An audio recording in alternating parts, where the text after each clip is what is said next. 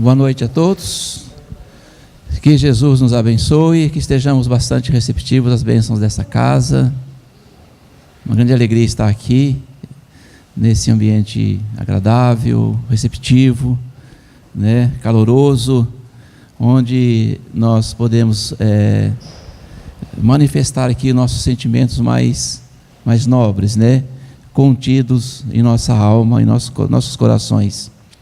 Eu tenho abraçado esse tema no movimento espírita, que é a missão educadora dos pais, e o foco também na doutrina espírita, como Kardec educador, Allan Kardec educador.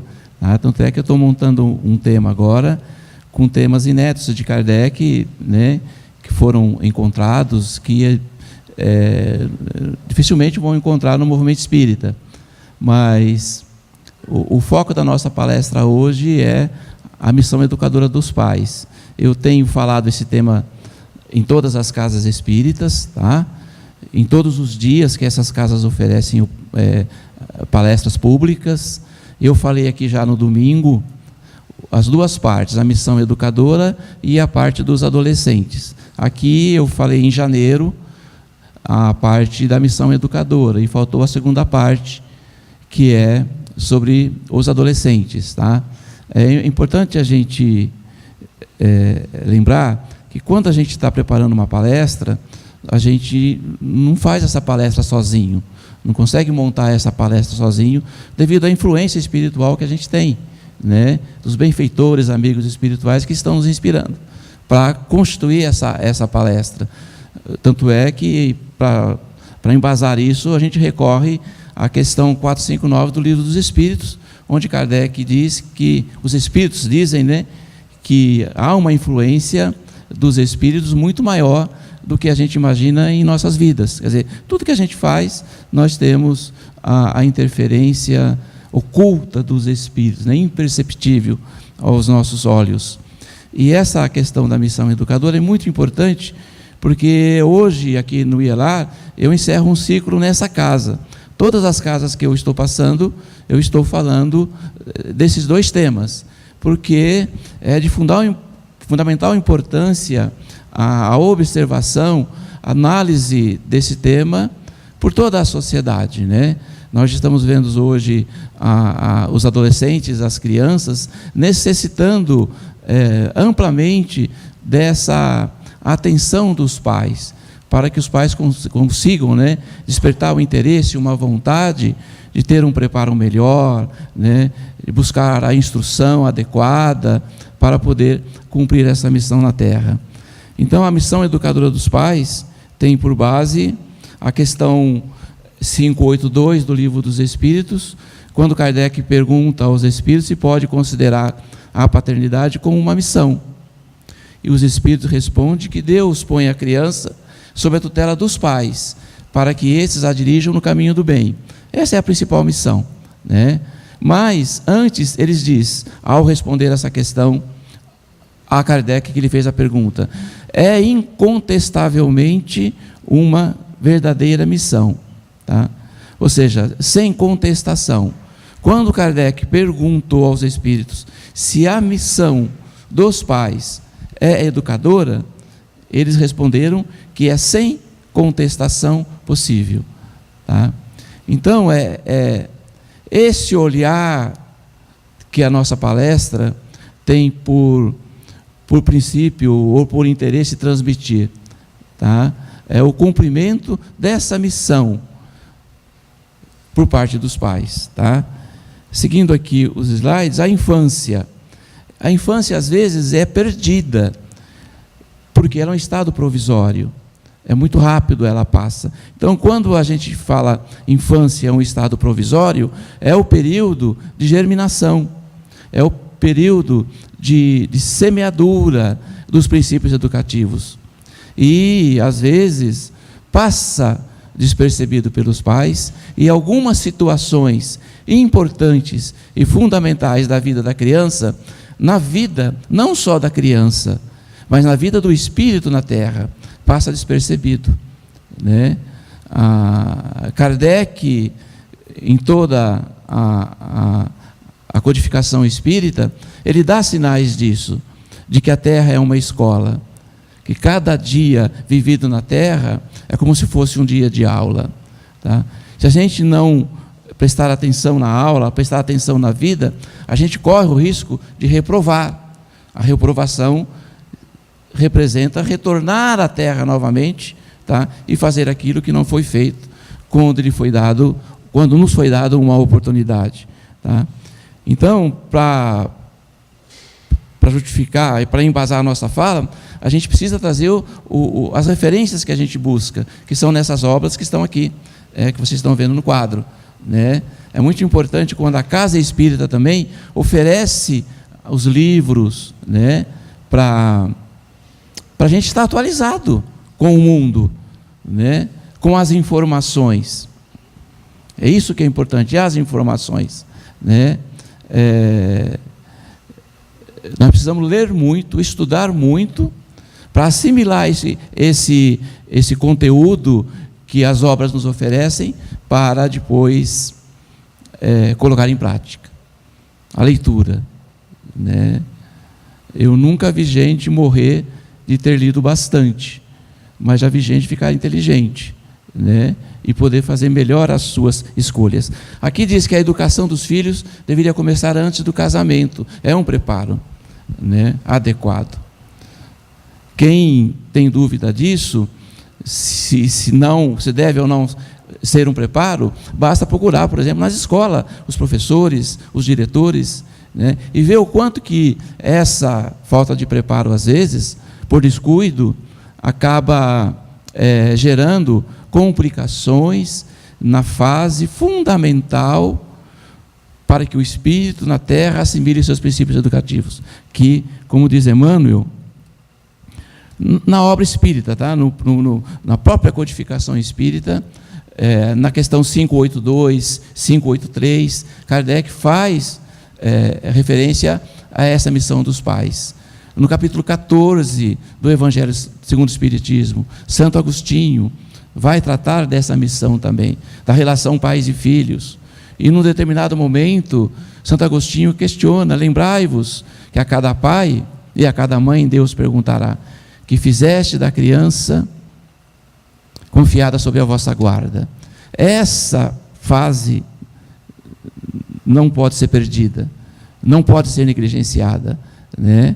Onde então Kardec, ou os espíritos respondem que o cumprimento dessa missão dela depende do futuro da humanidade, né?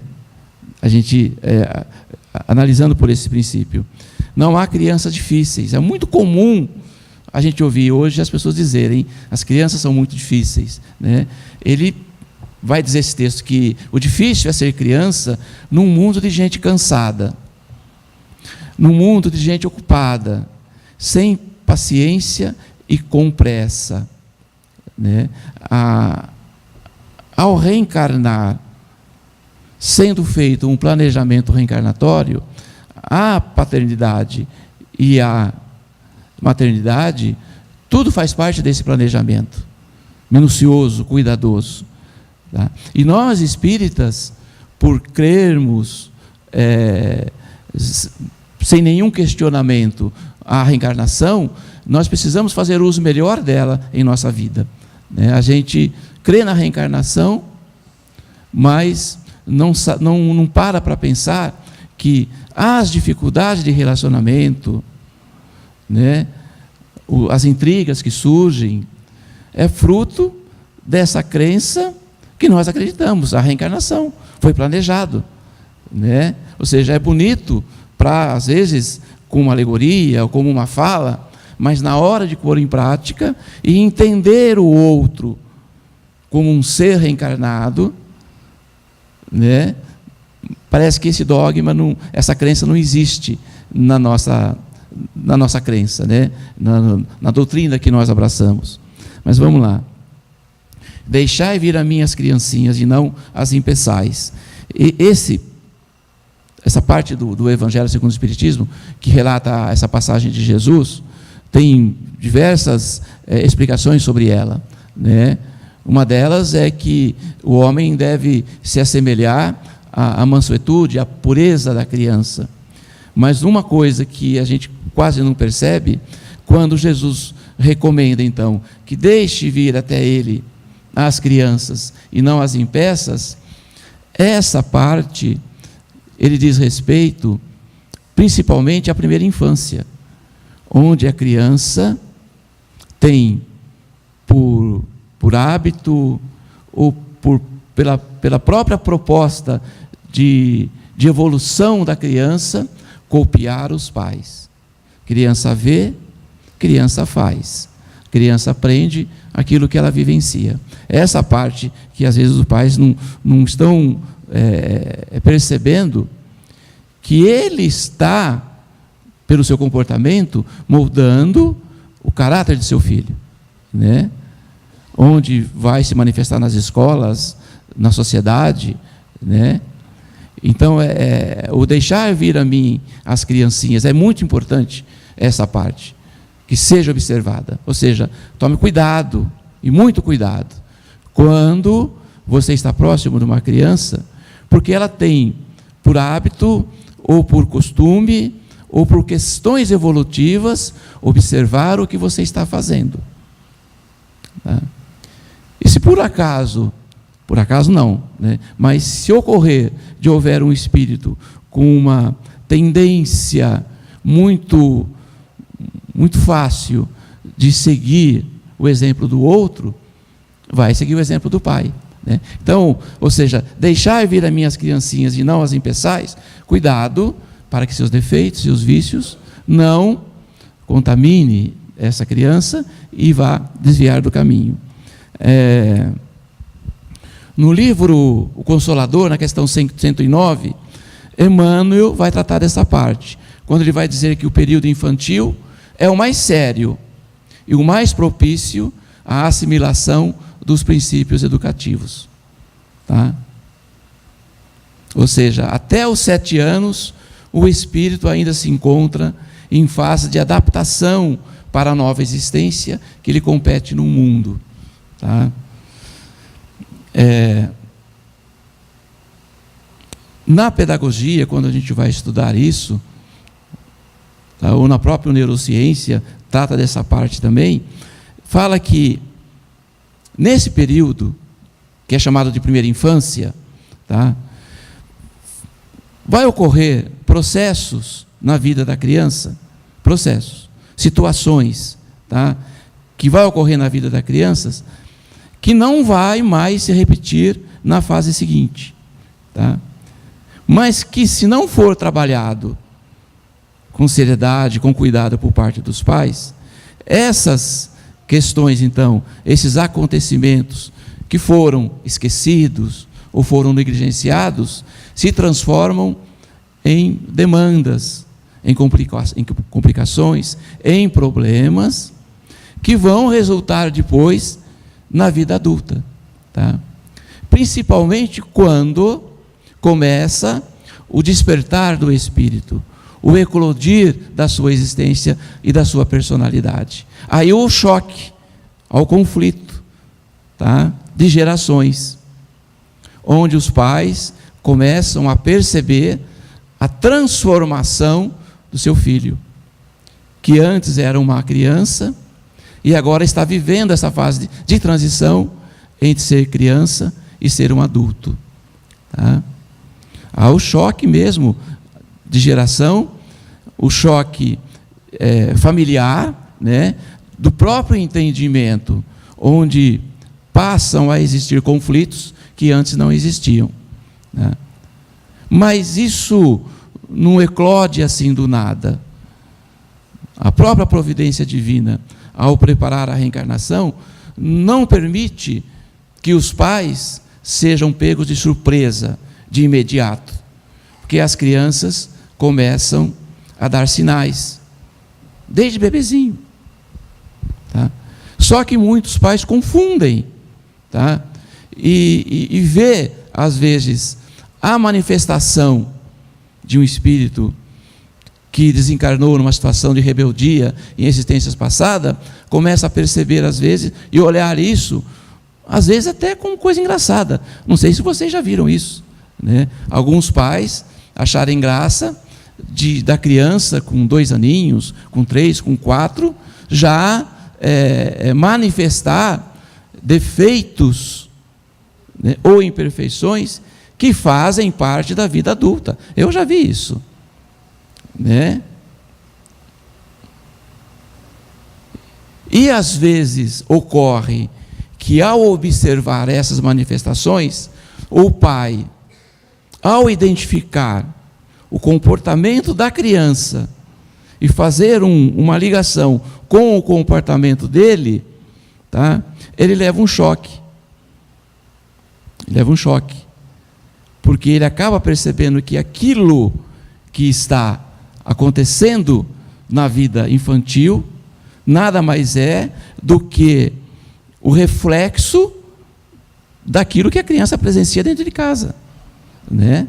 Por isso que, em trabalho social, o Mário, que trabalha muito, lida, você já deve ter percebido isso, né, Mário? Quando você está lidando com o adolescente, lidando com a criança, e a indignação nossa, eu trabalho em projeto social também, como voluntário, a gente percebe isso, quando a criança manifesta a realidade do lar, do qual a gente chama abordagem ecológica na pedagogia. O que é a abordagem ecológica?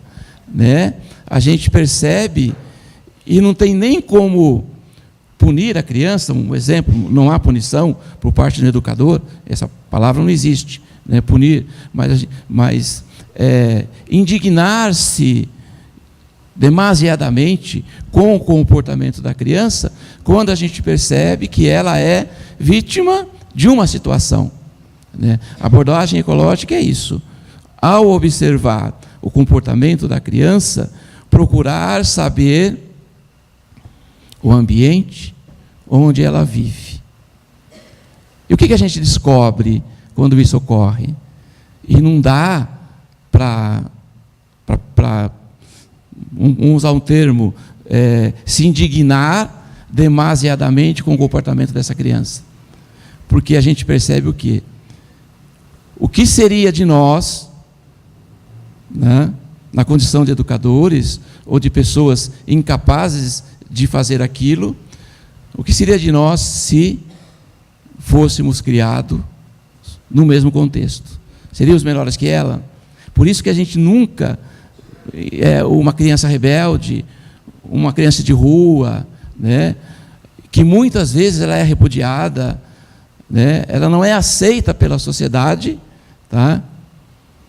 Mas no lugar dela, dificilmente seríamos melhores, né? Precisamos mudar esse contexto, porque isso por trás disso, há também uma vibração perniciosa, prejudicial, né? Que não auxilia. Então, perceberam essa parte? Quem tem aqui, nesse salão, crianças nessa primeira infância, eu estou vendo alguns jovens, alguns casais, algumas pessoas jovens que pretendem, talvez, constituir uma família, constituir um lar, né?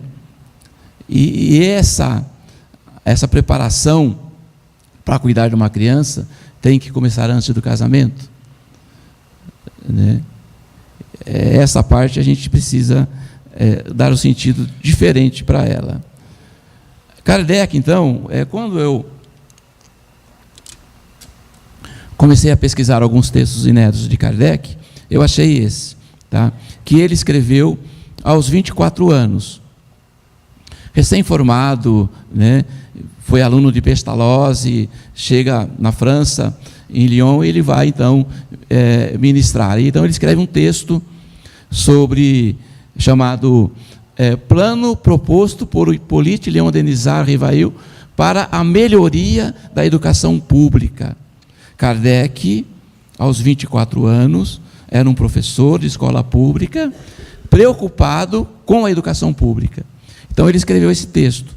Mas eu trouxe só um pedacinho aqui, onde ele vai dizer que a educação é a arte de formar os homens, isto é, a arte de fazer eclodir neles os germes da virtude e abafar os do vício, né?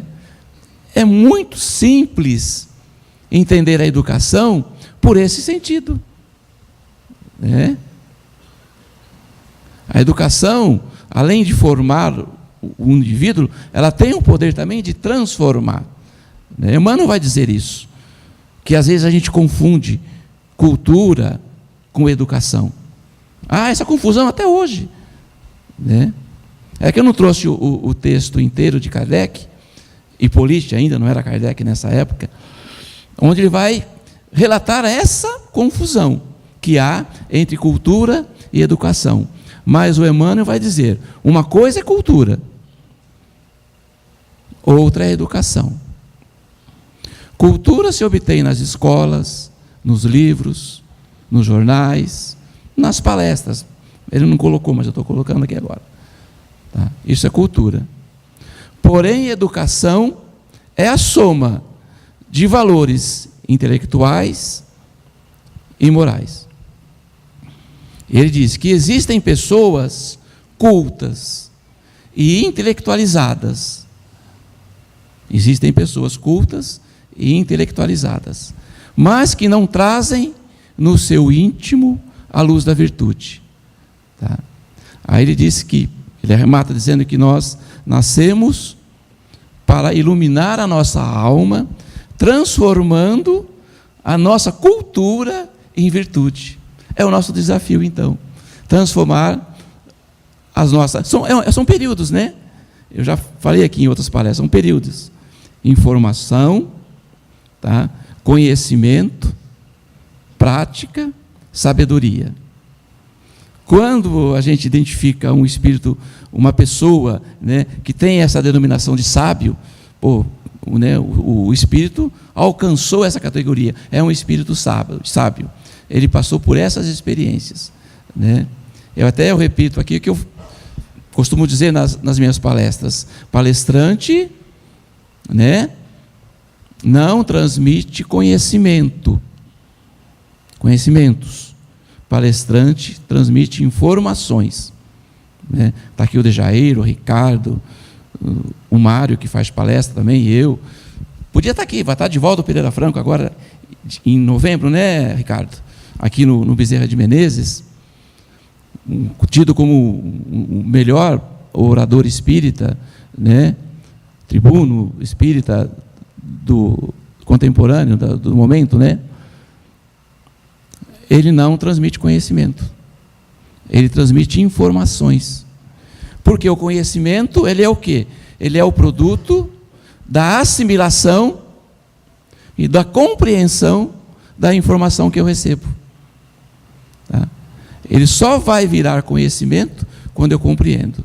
Por isso que não se mede o conhecimento pela quantidade de informações que a gente recebe. Pode ler todos os livros que estão ali, na estante. Todas as obras. Pode ler a codificação espírita inteira. Mas só vira conhecimento aquilo que a gente compreende e aquilo que a gente assimila. O passo seguinte para transformar tudo isso em sabedoria é a prática, a transformação, né? Por isso que o professor Luiz Gasparini vai dizer que não é a teoria que muda a realidade. O que muda a realidade é o fazer, é o praticar. Eu posso ter uma excelente teoria, mas se eu não colocar em prática, não vai haver mudança, não haverá transformação. Então, Kardec, Hippolyte Léon Denisard deixa bem claro aqui, né? A função da educação: abafar o vício e fazer eclodir os germes da virtude. Esses germes da virtude é depositado no espírito pelo nosso Criador. Né? E em nenhuma hipótese a gente pode negligenciar a capacidade de um espírito de alcançar a perfeição. Tá? Porque nele há também o germe da perfeição, prontinho para eclodir. Basta encontrar alguém que o motive, que desperte. A função dessa prática é os pais. são os educadores, né? Emmanuel diz também que não haverá, essa frase de Emmanuel é fantástica, ele vai dizer assim: não haverá, em hipótese alguma, aprimoramento da humanidade sem educação. Eu vi agora recentemente a última pesquisa das prioridades do povo brasileiro, porque agora é época de eleição, né? Essa época começa a aparecer essas pesquisas e surgem, né? E eu fiquei assim, mas isso é pessoal, né? O índice de prioridade do povo brasileiro, educação, está em 8º lugar. 8º lugar. Tem 7 na frente de prioridades, né? E qual que é o principal hoje? Segurança. Já viu essa pesquisa, Mário? Segurança é prioridade. Segurança, saúde, habitação, emprego. A educação é 8º. E aí, o que acontece então, quando falta educação? O que acontece? Falta segurança, falta todos os outros. E onde Kardec coloca, então, a educação como sendo a base. E a gente sabe disso. Mas sabe aonde? Onde está guardado eu não vou chamar de conhecimento, porque só é conhecimento quando vira prática. Não é assim? Quando vira prática. Porque está guardado na gavetinha da teoria, né? Porque a educação, ela é tão profunda que antes de transformar o outro, nós precisamos nos transformar primeiro, né? O Jesus se identificava como um mestre, né? E o único momento que a gente tem conhecimento, se eu estiver enganado, vocês me corrigem, a única vez que nós vemos Jesus ministrando alguma aula é no Sermão da Montanha, né? É no Sermão da Montanha, onde ele transmite, então, as bem-aventuranças, onde ele vai trazer o verdadeiro sentido da felicidade, ali, né? Na terra, o mundo de expiação e provas, quem aspirar à felicidade precisa buscar referências, informações, conhecimento, informações no Sermão da Montanha, porque é ali que Jesus vai trazer o verdadeiro sentido dela. É um outro tema, né? Mas às vezes a gente fica buscando a felicidade e não encontra. Por quê? Porque o próprio Cristo disse que bem-aventurados, ou seja, felizes, aí vai ele fazer aquela lista de tudo aquilo que a gente não quer. Os aflitos, né? Bem-aventurados os mansos, bem-aventurados os pacíficos, tá? Ou seja, a gente aspira à felicidade, mas sem passar por essas experiências, é direto, né? E aí eu fui pesquisar o sentido da palavra bem-aventurança, é feliz, é uma outra palestra minha, mas eu vou trazer para vocês aqui, adiantar, feliz. Quando Jesus diz bem-aventurados os aflitos, ele diz feliz. Só que essa felicidade que ele faz referência no Sermão da Montanha não é aquela felicidade que nós conhecemos, que é comum, faz parte do senso comum, que se for retirado o estímulo que a promoveu, ela se dilui, ela se acaba. É uma felicidade interna, íntima, né? Poderíamos até chamá-la de satisfação íntima. Por quê? Porque ela aumenta na mesma proporção que aumenta o outro. Então cumprir sua missão é um pressuposto básico, então, para alcançarmos a felicidade, tá? A fonte das qualidades morais se acha nas impressões que a criança recebe. Tudo que ela vê e tudo que ela ouve a faz experimentar impressões. A mesma impressão sentida e repetida várias vezes, faz com que a criança adquira um hábito. Todo dia, né? Sempre a mesma coisa vira um hábito, não é verdade? Aí Jean-Jacques Rousseau, numa obra fantástica chamada Emílio, um livro escrito no século XVIII, ele vai dizer: um pai, quando gera e sustenta um filho, só realiza com isso 1/3 da sua tarefa. E essa parte importante, quando ele vai dizer: o filho ou a filha, né, deve amar os pais antes de saber que este é um dever. Porque o amor, ele é um cultivo depois da semeadura, né? Não se cultiva sem ter plantado. E é isso que ele quis dizer aqui, o Rousseau, né? Quer dizer, antes do filho, antes da criança saber que precisa amar os pais, tá, já devia estar sentindo, né, esse sentimento. Tá? Então por isso, porque o lar é mais importante, é importante para a edificação do homem, diz Emmanuel, né? Tá. Então veja bem, eu dividi a palestra em 2 partes. Falei essa primeira parte, a questão da infância, né? E agora vamos passar aqui a parte da juventude, onde entra a parte da juventude, o eclodir, tá? Passou a fase infantil, né? Aí, no Consolador, Emmanuel vai dizer o seguinte: passada a época infantil, credora de toda vigilância e carinho por parte das energias paternais, os processos de educação moral que formam o caráter do espírito, né, tornam-se mais difíceis com a integração do espírito reencarnante. Essa parte, entendeu? Onde há dificuldade, então, conflito de geração, né? Os pais começam a se chocar, né? A primeira, eu falo isso porque é muito comum isso acontecer nessa fase da infância de transição. Não sei se vocês já perceberam.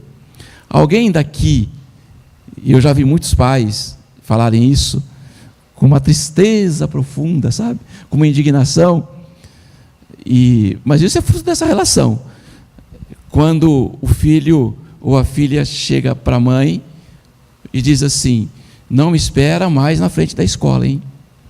Espera na esquina. Não quero pagar esse mico. Já passaram por isso? Né? Eles não querem mais os pais por perto. Eles não querem mais que os pais vão buscá-lo ou levá-lo, né, nos lugares. Só que no livro Os Adolescentes Aprendem o que Vivenciam, a autora, ela vai tratar muito bem dessa fase, onde os pais começam a ficar tristes com essa fase da relação. Mas tem uma coisa que ela diz que reanima, né, os pais, que ela diz, e ela afirma, e isso é comprovado, que por mais que os adolescentes chega uma hora que eles não vão querer mais a presença dos pais por perto, tá?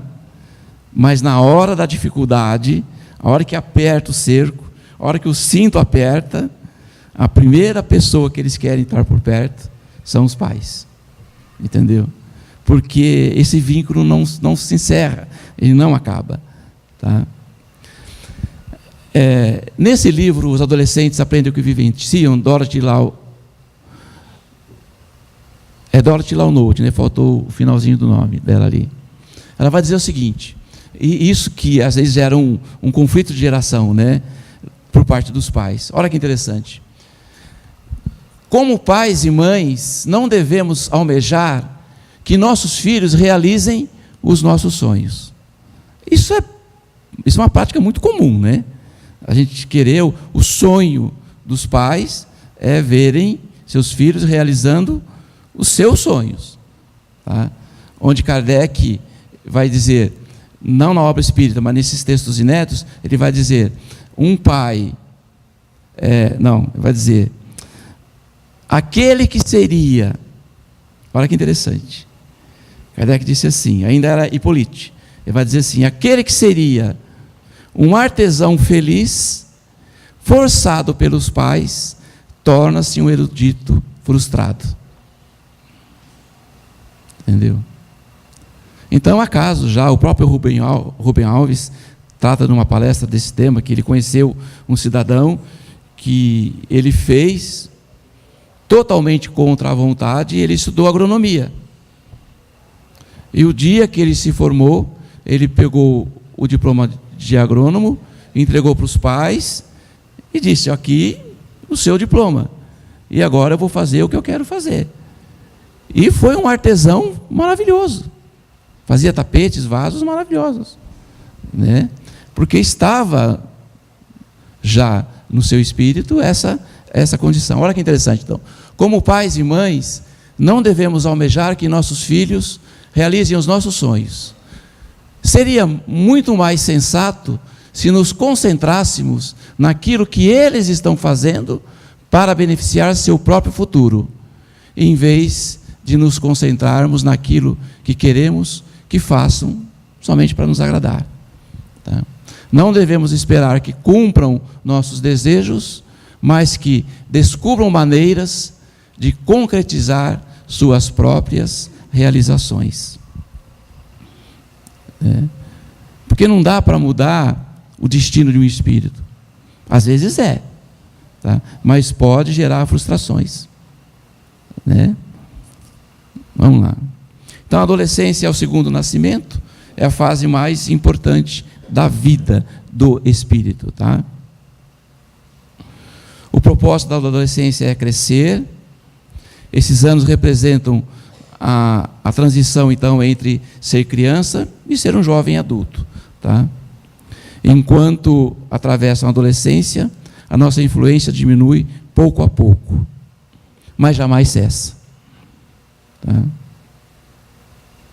Aqui, vamos dizer a verdade. Essa parte é muito conflituosa também. Quando os pais exigem que os filhos lhe contem a verdade de tudo o que está acontecendo, né? Não omitam, não mentem. Eu quero que você diga onde você foi, com quem você estava, o que você fez, né? Nesse texto, Dorothy Launout vai dizer o seguinte, que queremos que tenham a liberdade de nos contar a verdade sobre o que estão fazendo, porque isso nos permite protegê-los melhor. Isso é a teoria, né? Não é? A gente quer saber. Agora vem a pergunta: mas será que nós, pais, estamos preparados para ouvir a verdade? E melhor, não só ouvir, mas transformar essa verdade, seja ela qual for. Tá? Agora, de onde nasce a mentira, então? Tem uma origem, né? A mentira nasce quando o espírito ele é punido por dizer a verdade, né? Ele é punido. Então, entre a punição e mentir, o que ele vai dizer? Quem daqui nunca contou uma mentirinha básica, com medo de ser castigado? Nós, não é verdade? Então existe essa relação, e por isso que o mundo não se transforma ainda e há a mentira, porque há a punição pela verdade, né? Principalmente nessas relações, tá? Então é isso. Muitas vezes não ficaremos satisfeitos com o que ouvirmos, mas é melhor do que não saber, né? Aí vem aquele pensamento, né? Até um livro do doutor Luiz Américo, né? Américo Canhoto, acho que é isso, o palestrante, Américo Canhoto, né? Ele diz assim, tem um livro que chama assim, livro dele, uma obra, chama Pequenos Descuidos, Grandes Problemas. Pequenos descuidos, grandes problemas. Aí vem aquela frase tradicional, né? Mais cedo é melhor do que mais tarde, né?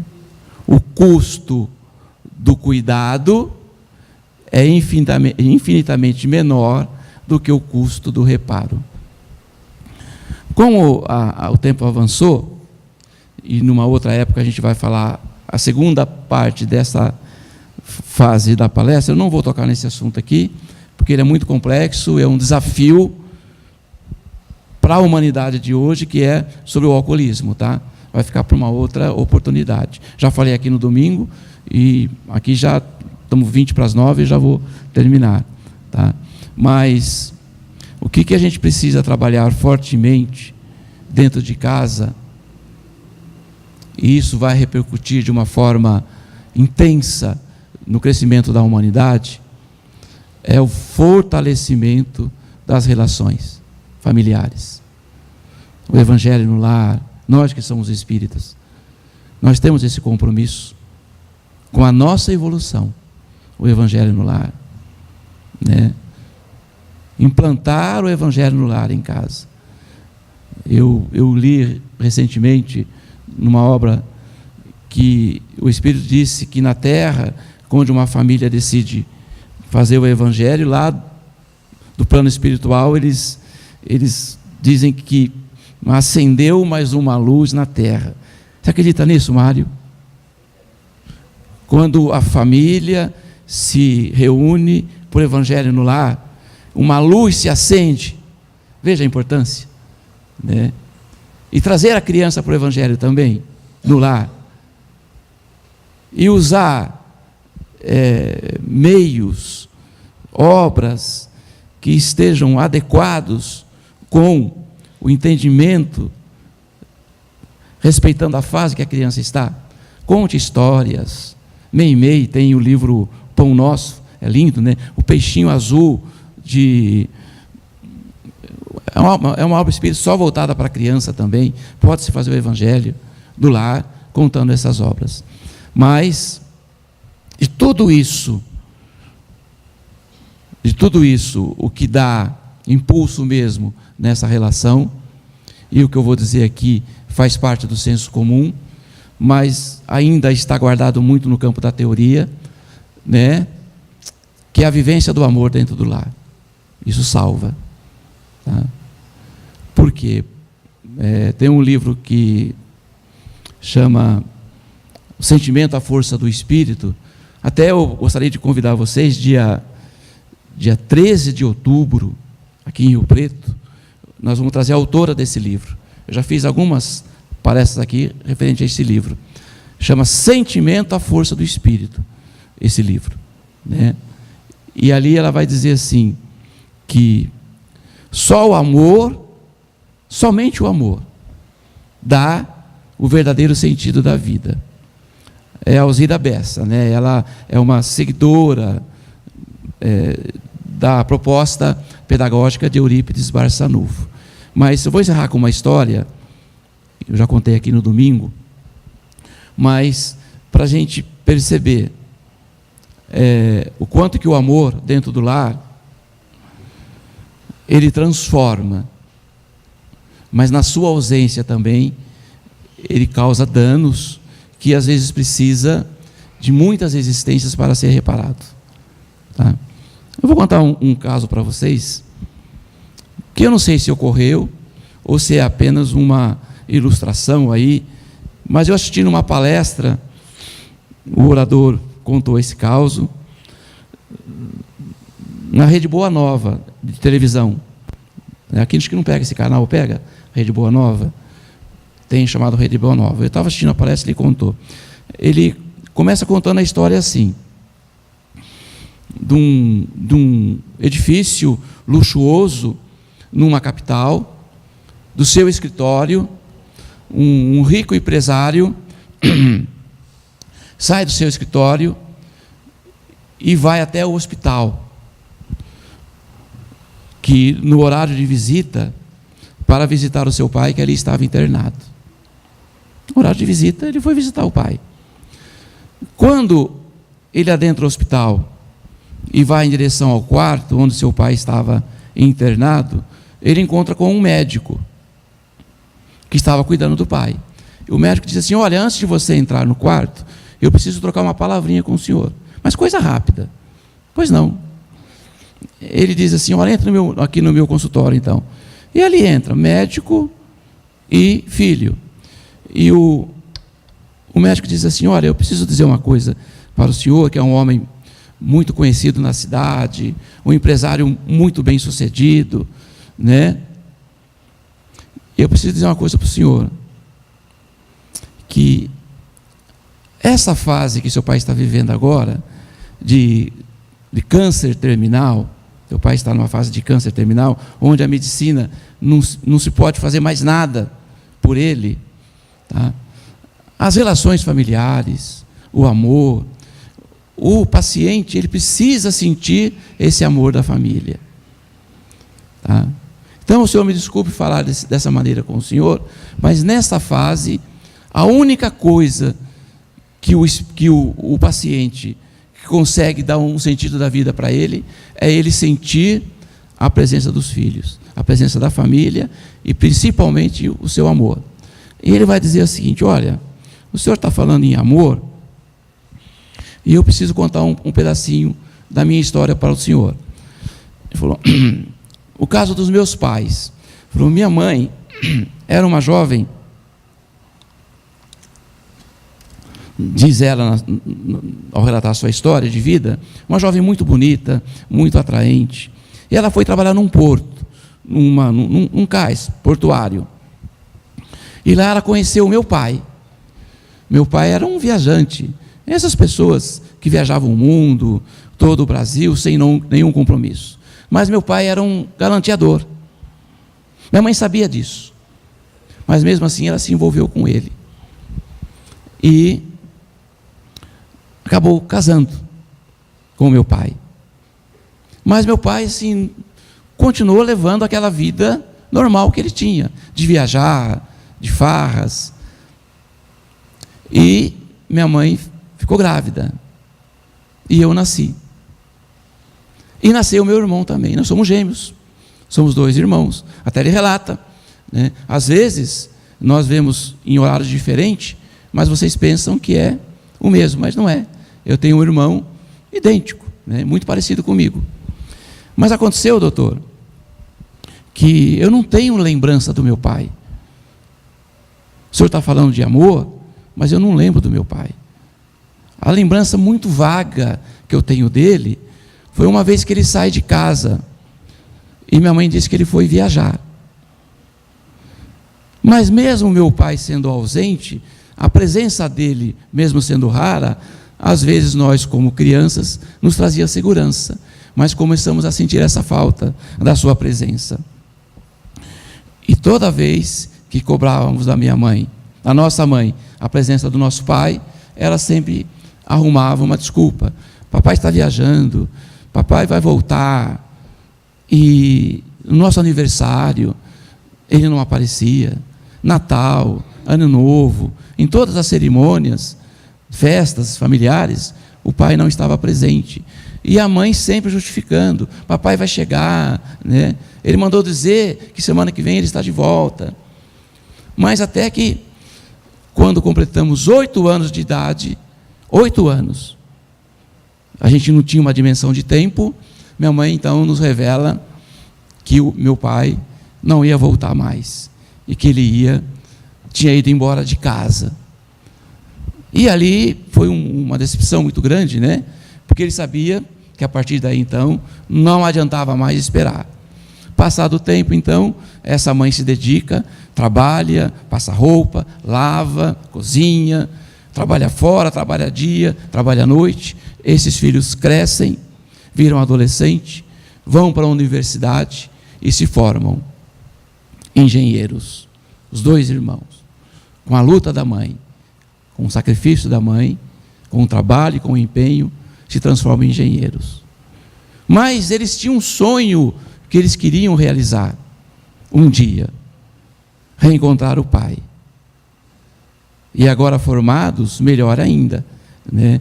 Porque eles poderiam mostrar para o pai, não por uma questão de aparecer, mas queria mostrar que o pai, que eles tinham vencido na vida. E pesquisam, vão atrás de informações, até depois de muito tempo, eles conseguem descobrir que o pai morava numa cidade e havia se tornado um rico empreendedor, um empresário muito rico. Então o que eles fazem então? Sendo engenheiros e sabendo que o pai era um empresário e tinha o seu trabalho voltado para a construção civil, e eles, engenheiro, fizeram logo uma ligação. Vamos então ligar, mas sem nos identificar com ele, né? E vamos fazer uma surpresa. E a gente diz para a secretária que somos 2 engenheiros e vamos conversar com ele para tratar de negócios. E foram naquela empolgação, naquela expectativa, cada um com o seu diploma debaixo do braço. Até que chega então o tão esperado dia. Pai sentado na frente, filhos sentados numa cadeira, ou seja, numa poltrona, né? E os filhos na frente. E começam a conversar. E o pai não dá sinais de que havia reconhecido. E um deles arrisca, fala assim: o senhor não está conhecendo a gente, né? Fala: não, eu nunca vi vocês.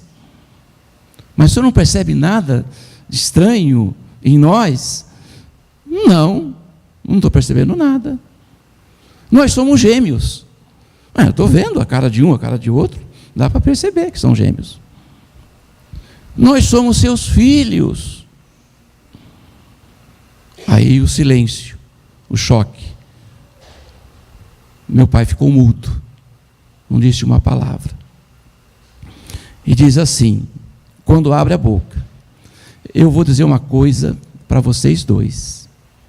Se é dinheiro que vocês vieram buscar, fique sabendo que eu não tenho, eu não vou lhes dar. Aí foi um choque. Não é dinheiro. A gente não está pensando em dinheiro. A gente queria resgatar o Senhor, a paternidade, não é dinheiro. Então o assunto não é dinheiro, não é negócio? Não. A nossa intenção era fazer uma surpresa para o Senhor.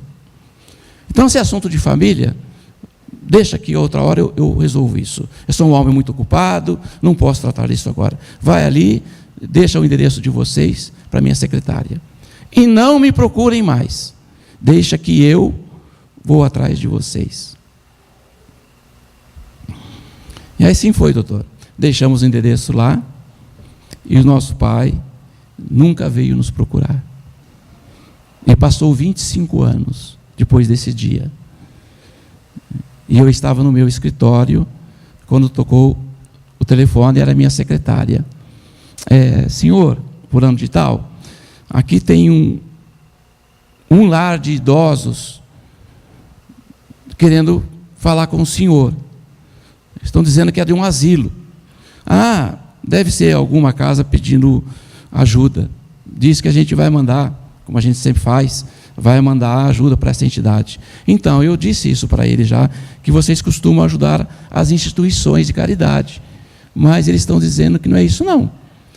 Eles falaram só que é assunto de família e quer falar com o senhor. Então, transfere a ligação. Transferiu.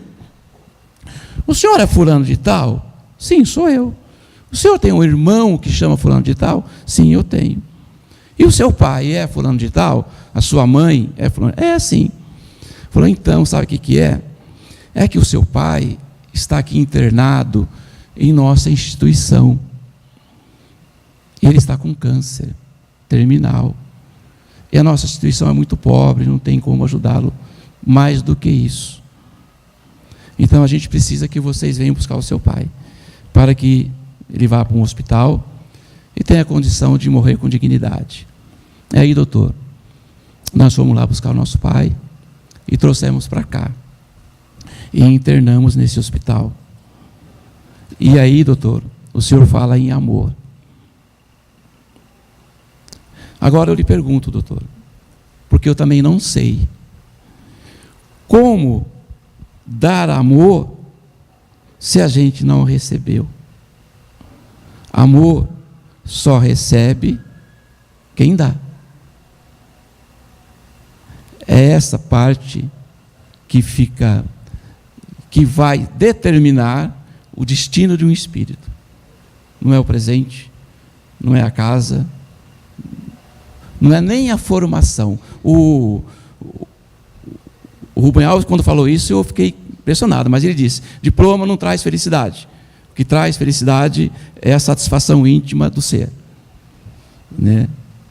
Então, assim, dentro dessas fases que nós passamos com o nosso filho, da infância, até antes da infância, da gestação, né? Que começa tudo tão antes. Tá? A gestação, os períodos que vão passar, que não vão voltar mais, mas vai ficar aquilo de amor que ficou plantado. Né? Nós só chegamos aqui hoje devido ao amor de Deus, principalmente. E principalmente ao amor de alguém que acreditou em nós. Que Jesus seja sempre o mestre em nossas vidas. Muito obrigado pelo carinho de vocês.